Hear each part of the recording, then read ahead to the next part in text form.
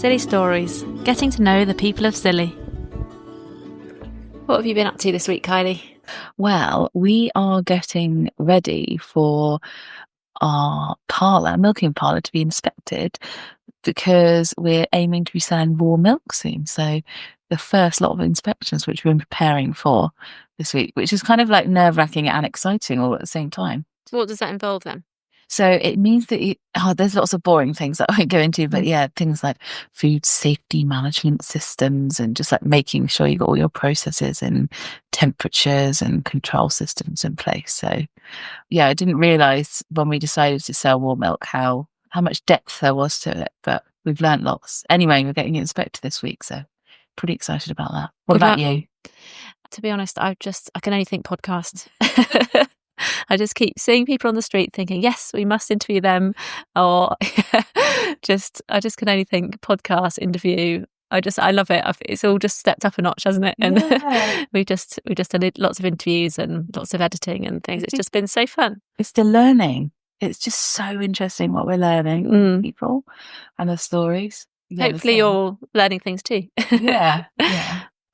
This week we are interviewing Arthur Swift, who lives at Mount Todden farm on St Mary's up near Pelistry, and he just turned up on Scilly in the 50s with no real plan and has just basically never left. Yeah. And he just absolutely loves it. He loves the farm. It was just really inspiring, wasn't it, to listen to him and his love for the land that he works. And it was interesting how when he first came here, he wrote to the town clerk. That was so cool, wasn't it? And like you say, just him saying, I don't know why I'm not from here, but I just feel like I totally belong at Mount Todden. And his love for the farm you could just really feel it, couldn't you? It's nice. Just a little disclaimer, I'm afraid that Elias was part of the interview panel, wasn't he? And he was quite vocal. So you can hear Elias through the interview. Yeah, he didn't quite nap as planned, did he? No. And he really, really wanted to be part of asking questions. That's we're just keeping it, authentic and real.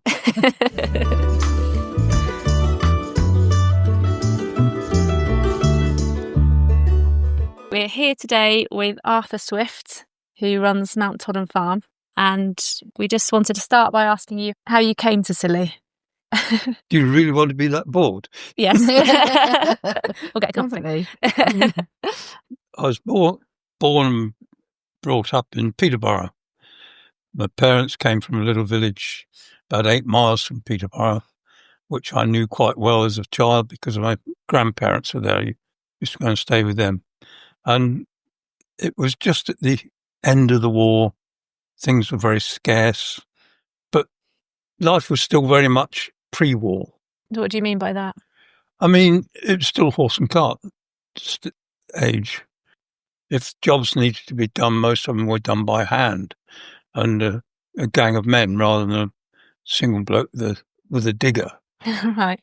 I mean, it's just a different way of doing things. There were lots of people looking for work at the end of the war. And, of course, there's lots of building going on. So it was a small boom, but it was hard times. Although I liked school, my main attraction was cycling. I did a lot of cycling. And in 1956, a school friend and myself organised a fortnight cycle around Scotland, staying at youth hostel. Wow, that sounds exciting. And we were quite impressed with what we'd done because in those days there wasn't the internet. Everything had to be done either by telephone or by post. And so it took a lot of planning. And we planned our holiday and had it. And we thought that was really good. We enjoyed it. That sounds amazing. And the next year we thought, well, where will we go? And I said, well, we've gone north, let's go south. And my friend, when he was younger, his parents used to hold at Mousel in a caravan, and one of their trips had been over to Scilly on a day trip. We were all violently ill, Things changed. Yeah. So he said, well, we could go to the Scillys. And I said, well, looking at the map, we can cycle around it in about 10 minutes. So what are we going to do? And I said, well, maybe we could get a job there for the summer, work and get a bit of money, and then have a quiet tour of the south of England on the way back on our bikes. So I wrote to the town clerk, whoever he was, at the town hall, and he replied and said that there was no casual work in Scilly, which seems strange.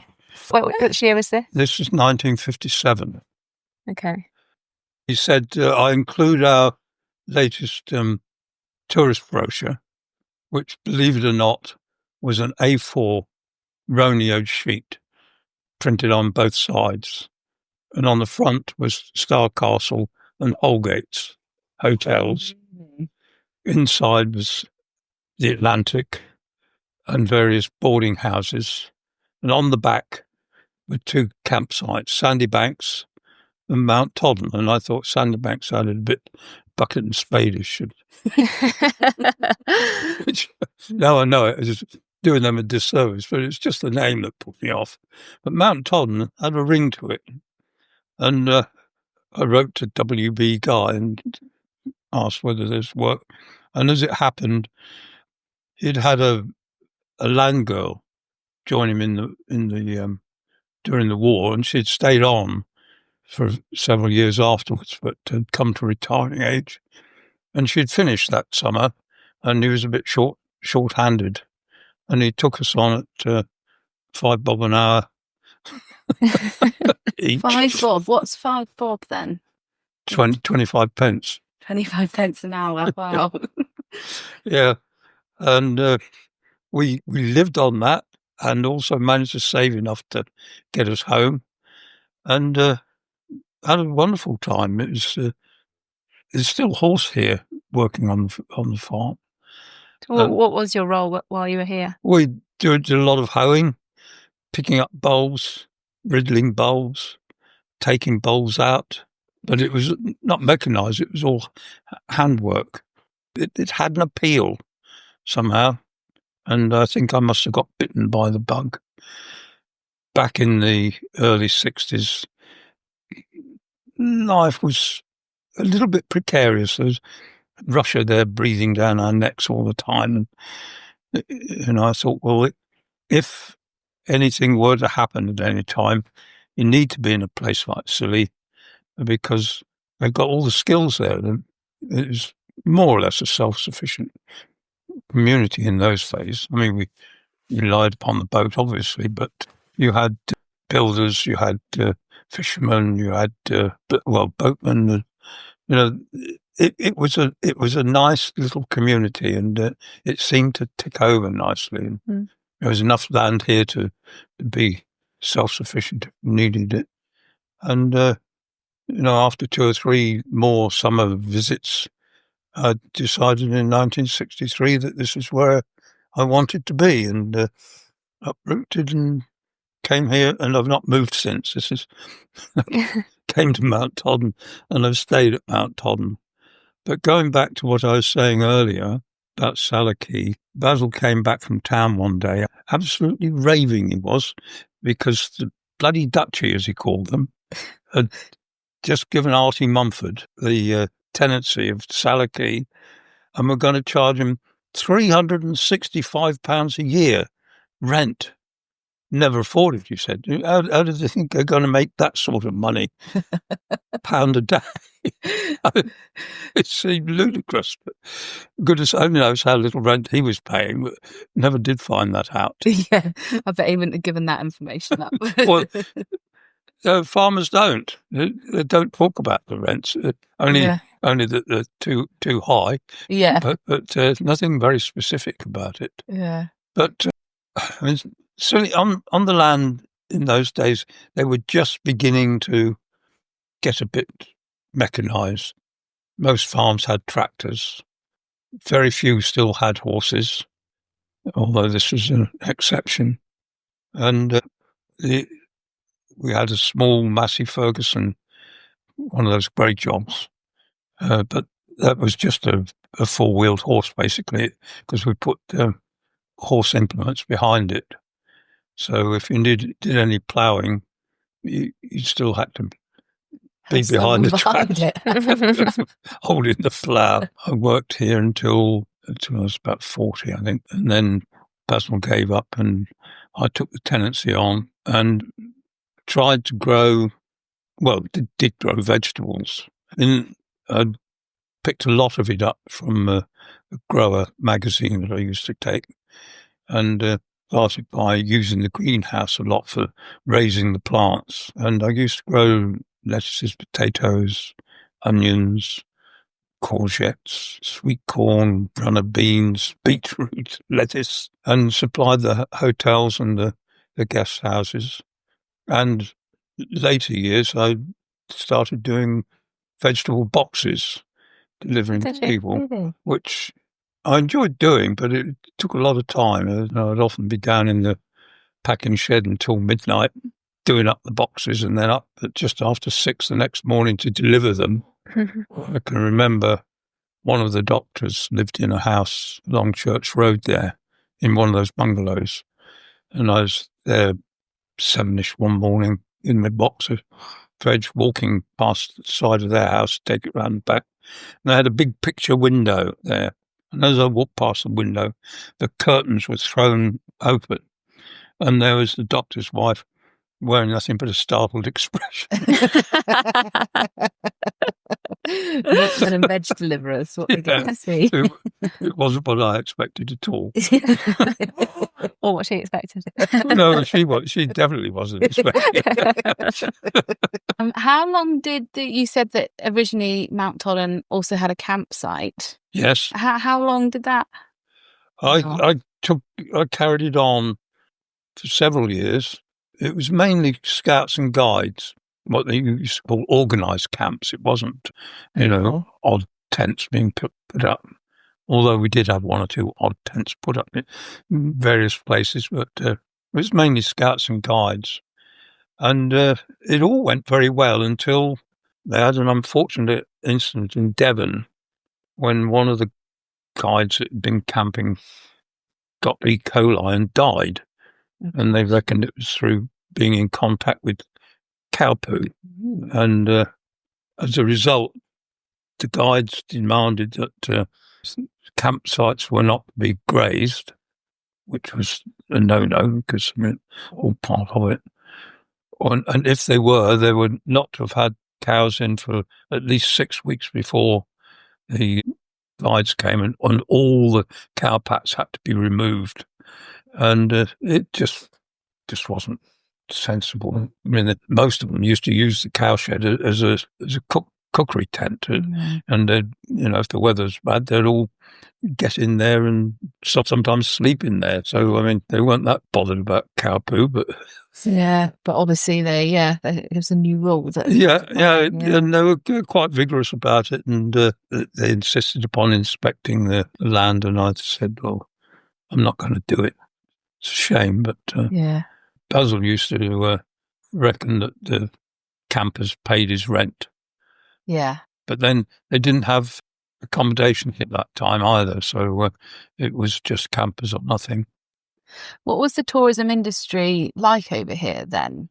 It was a bit fragmented. Quite a lot of people did bed and breakfast, but goodness only knows what sort of offerings they gave. Holgate's closed down. The Atlantic seemed to take on quite a lot, and Tregarthens as well. I don't know. Things have changed so gradually that you don't really notice it.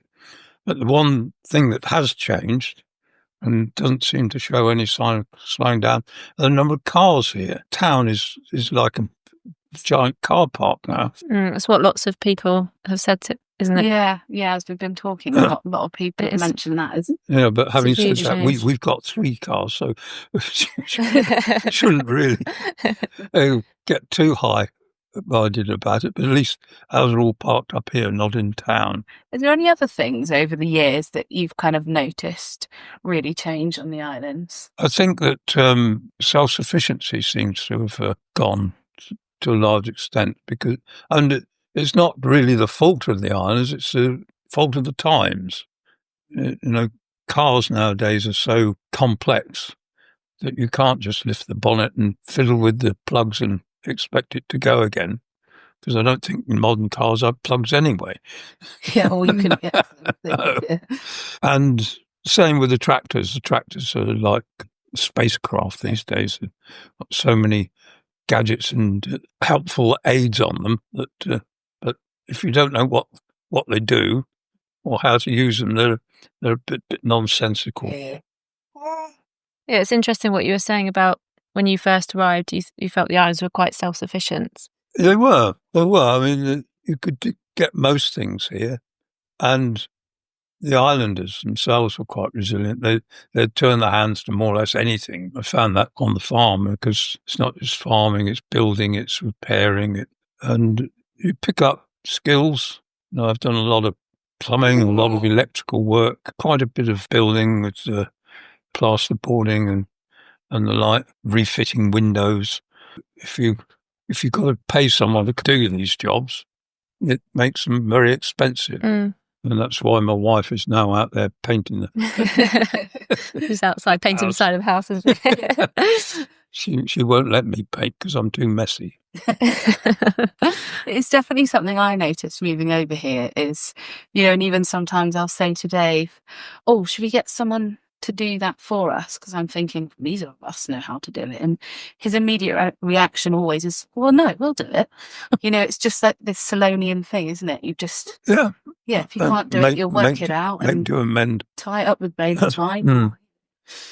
Mind you, it's becoming more and more difficult to do that now. That 50 years ago, jobs like that were pretty self-explanatory. Well, you just got on and did it. We've had builders in here doing various jobs, and I've watched what they've done. They've helped them do it, picked up tips from them, and much the same with farming as well, that tended to teach one another new skills. I must admit that in the 70s and 80s, we did some terrible things to the land that we should never have done, but we weren't to have known that. We were just doing what everybody else was doing. But we had one particular nasty substance called aldrin that was a real godsend of an insecticide. But it was so broad spectrum that it killed more or less everything. And I'm sure that's why all the bats disappeared, that either they've been poisoned or there wasn't anything left for them to eat. In the early days when I was here, you could walk down Pelistry Lane there at night and the air would be black with bats. It's almost spooky, but rather reassuring. And I've not seen it like that since. Yeah. The thing is, kind of, you're doing what you're advised to do. Well, it was just there. I mean, it was mainly to do with the bulb industry. That two main problems with bulbs. One of them was eelworm, which is still having a problem with, and the other one was what they call bulb fly. Used to lay their eggs on the ground, and the bugs would burrow down and eat the bulbs. And it was aldrin that was the thing that we used to tackle that, and it worked very well, too well, basically. But we should never have used it in the first place.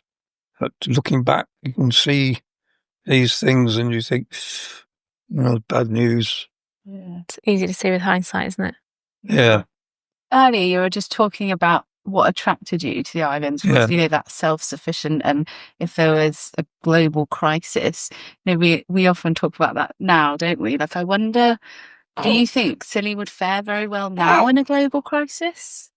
I don't think anybody's going to fare very well, because if you can imagine there being no electricity, what would you do? I mean, life would end, wouldn't it?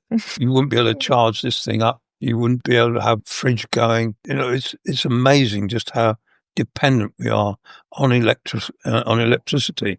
And if someone could work out a way of denying us that, they wouldn't need to invade. They'd just turn our electric off. Well, yeah. I mean, it to me, it seems as simple as that.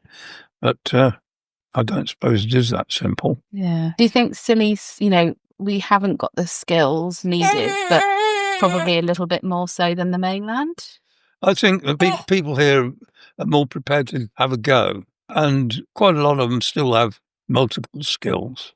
They're not just specialists in one thing. And I think that it could be redeemed. It would make life very difficult. When I first came here, we didn't have mains water. And all the water we had was what we collected off the roof. Did you drink that? We drank it. We did. We drank it. We washed in it. We gave it to the animals. Yeah. Sissy Jenkins down there at Calm Friars used to reckon that she knew when her water tank needed to be cleaned out because little red worms would come out the tap. The cool sign. Some people would always boil their water, but it wasn't always done here. But when you clean the tanks out, you'd find an awful amount of stuff that you wouldn't really want to drink, like dead rats and. But they do all sink to the bottom, so they get below the tap line. That's reassuring, at least. Well, yeah. Well, that sounds like he wants to ask some questions. You're being very loud.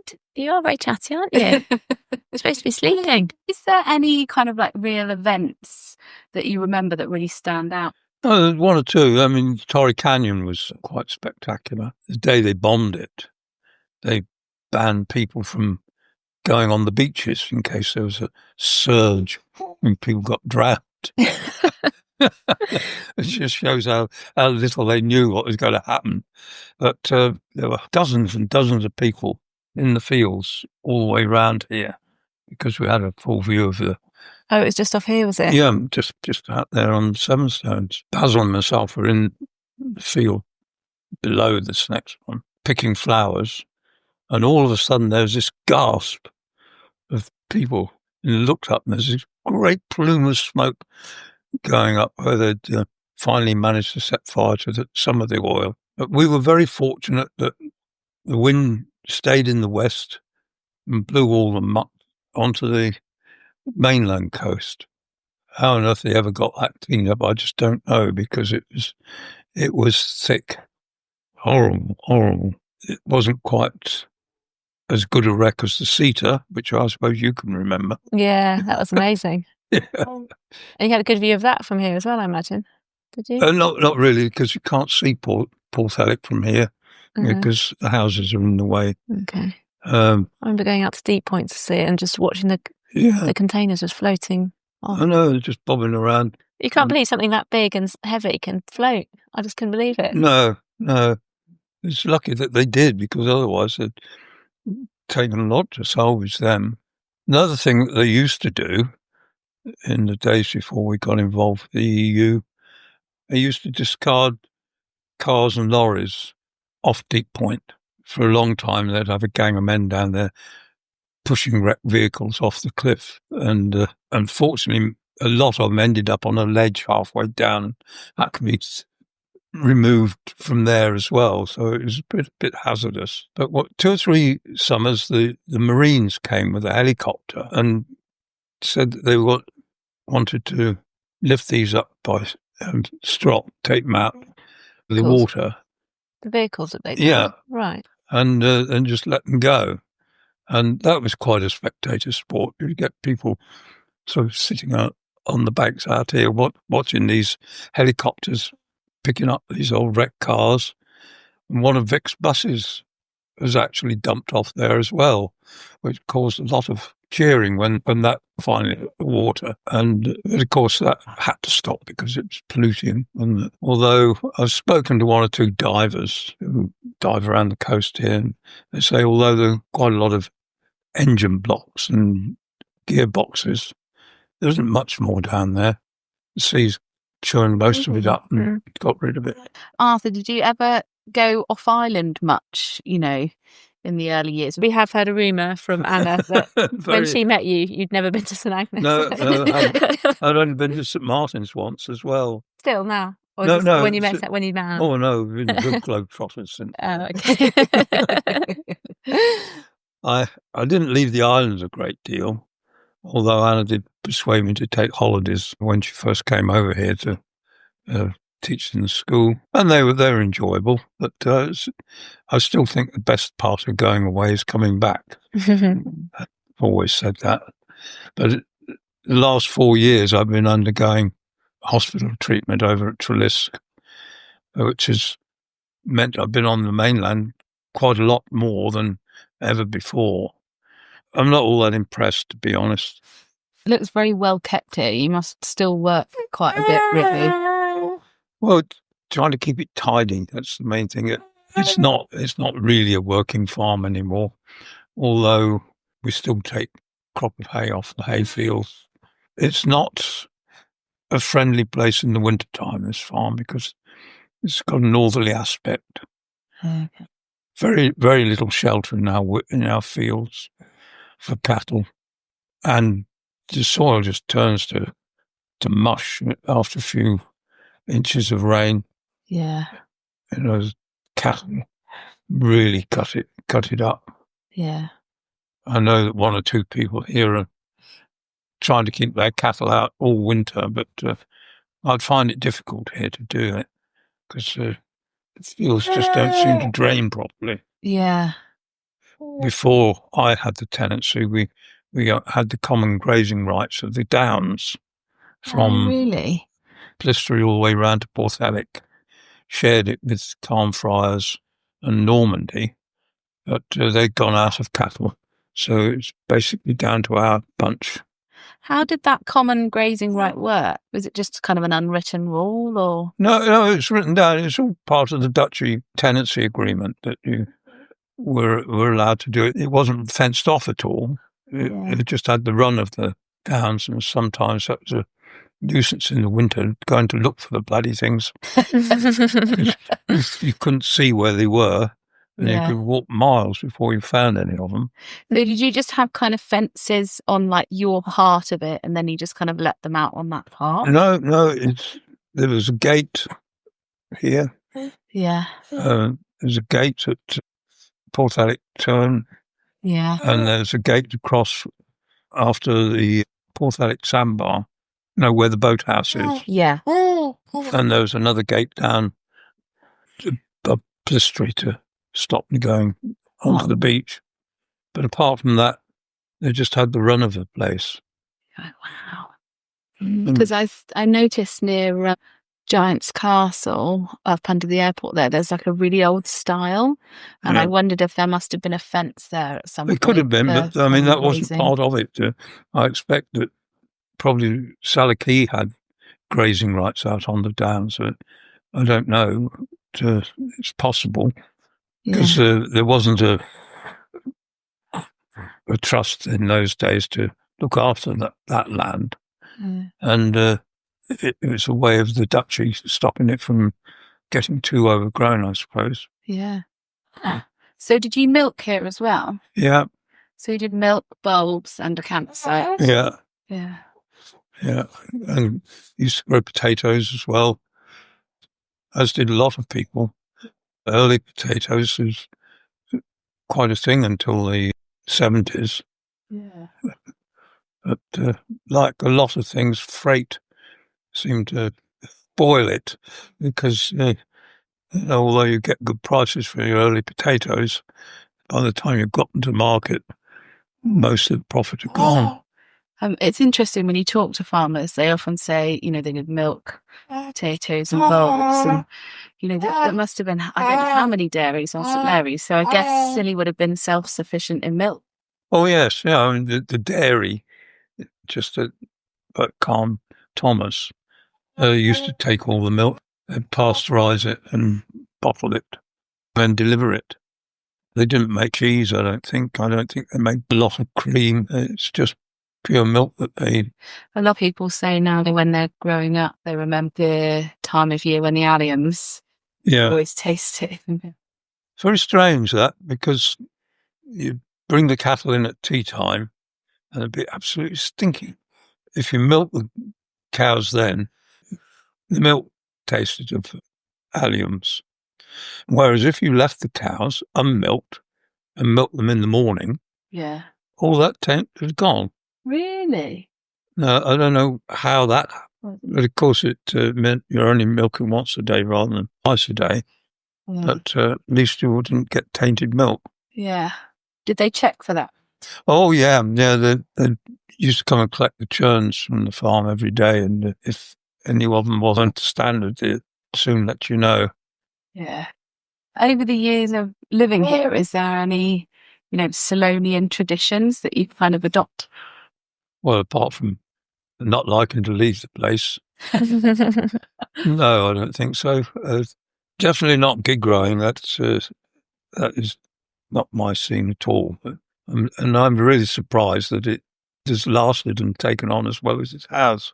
I mean, it takes a lot of dedication and organisation to get a crew together to all at the same time. Drives some people mad trying to keep their crew happy. Yeah. And it's not a very... Do you, Ro? Yeah, sorry. Yeah, we both know. Well, more for you. There used to be a gig shed down there between Pelistry and Watermill, a place that they call New Quay. And I suspect that people at Mount Todden and the people at Green used to club together and go down and take that one out because you've got a good look out here. I mean, there weren't those trees there then.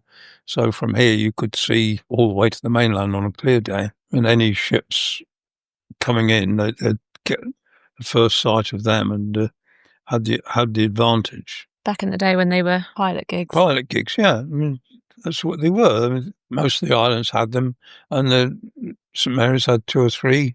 I suppose it depends how well the families got on with one another as to how successful they were. But I don't expect it was all sweetness and light. It's funny to think that, 2 or 3 families would have got together and had their own gig, isn't it? Rather than being like a massive community thing.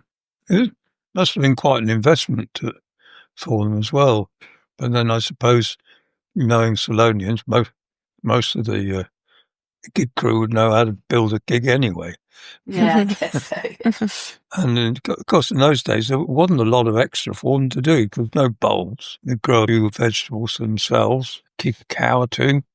I mean, what wasn't an industry, it was just a way of living and self-sufficiency. It must have been pretty grim, I reckon. Wet, cold. It's almost impossible to imagine there not being electric light, but it's all very new. And how on earth they managed to get by without Wellington boots, I just don't know. I just can't believe that just how cold and wet their feet must have been all the time. Yeah. I'd say the Wellington boot is probably the most important thing in agriculture this century. More than tractors? Much more than tractors, yeah. Thank you for talking to us. What we like to ask at the end is just what's the one thing you really love about Scilly, about living in Scilly? Mount Todden, no doubt about it. Wouldn't be anywhere else. I can't really imagine me living anywhere other than here. And it's just seems to be part of me. And there's no reason why it should be, but it just is.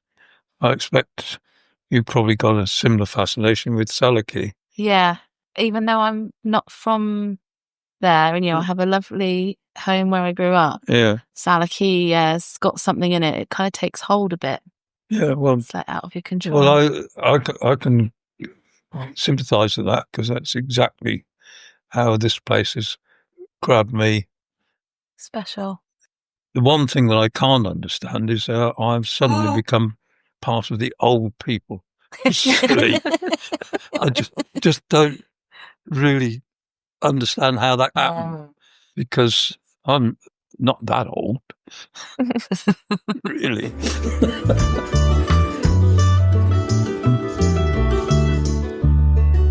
Thank you so much for listening to these podcasts that we're putting out. If you want to enjoy more, maybe subscribe to the podcast and even show it to a friend. anyone that's interested in Scilly. Yeah, and don't forget to look at our social media where we've got some pictures of the people that we interview, hopefully, if they allow us to take pictures. And we've tried to find or source images of, their surroundings or things that we've spoken about. So it's quite interesting to look at the Instagram or the Facebook page alongside listening to the podcast. And you can find those at Scilly Stories on Instagram. And I think it's the same on Facebook. Scilly Stories Podcast. That's right.